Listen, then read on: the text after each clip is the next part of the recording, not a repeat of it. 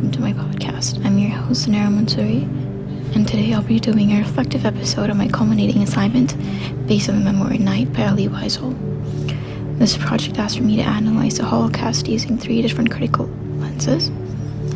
I chose race, powerless, and mental health. I also went about exploring how the book decolonized the literary world.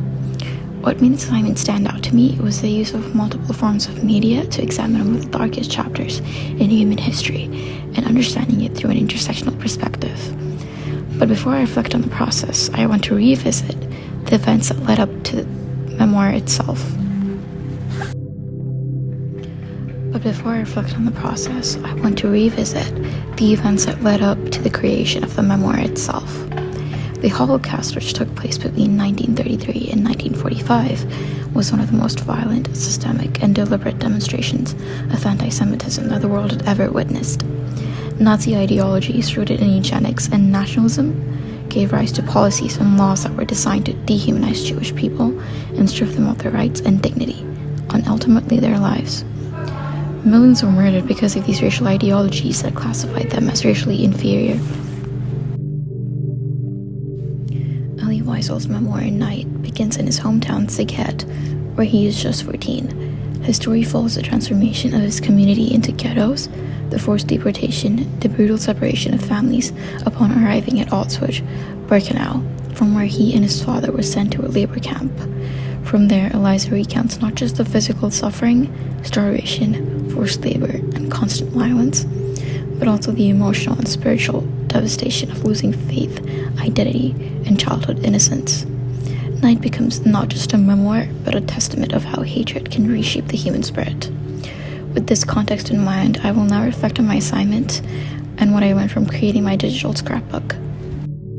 What I liked best about this assignment was the creative freedom to incorporate different types of media into my analysis.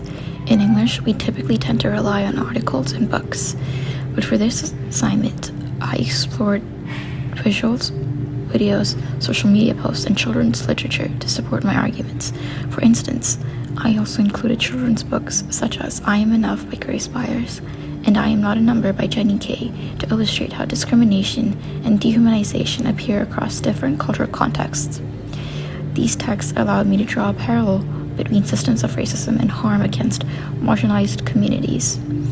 This multimedia approach made the assignment not only more engaging, but also more impactful and helped me convey the interconnectedness of injustice across time, culture, and age groups.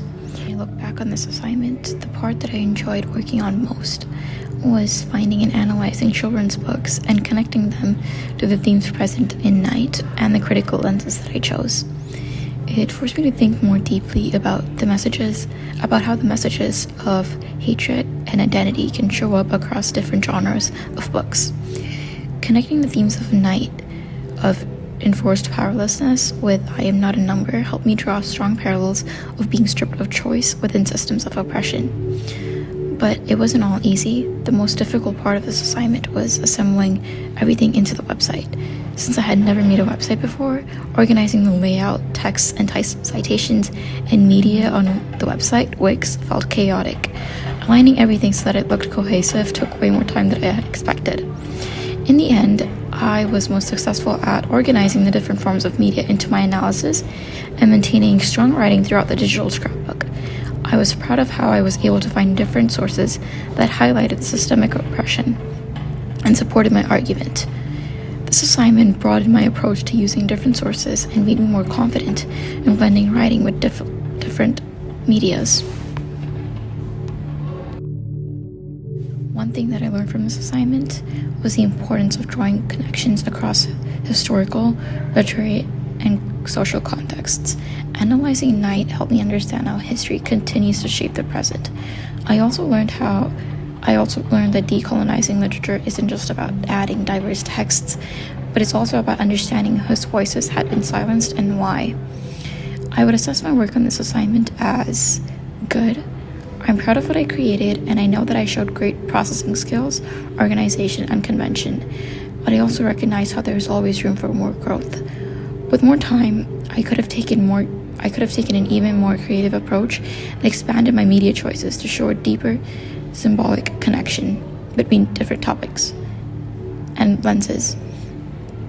One thing I need to improve in my next assignment is giving myself more time to experiment with the format and creativity. Now that I know how to build a website, I can focus less on the technical stress and more on creating engaging visuals and deeper analysis. One goal I would like to focus in the future is pushing my creativity further by gathering more diverse sources and expressing my learning in more meaningful ways. I want my next project to show my understanding of the context and my growth within this course as well. Overall, this culminating assignment helped me understand not only Night, but also my own learning process. Reflecting on how I approach this task and my next steps showed me where I succeeded, where I struggled, and where I can grow. Understanding the Holocaust through multiple lenses reminded me why voices like Weisel's matters so much, and why decolonizing the literary world is essential to prevent history from being overlooked or repeated. Thank you for tuning into this episode. I'll catch you next time.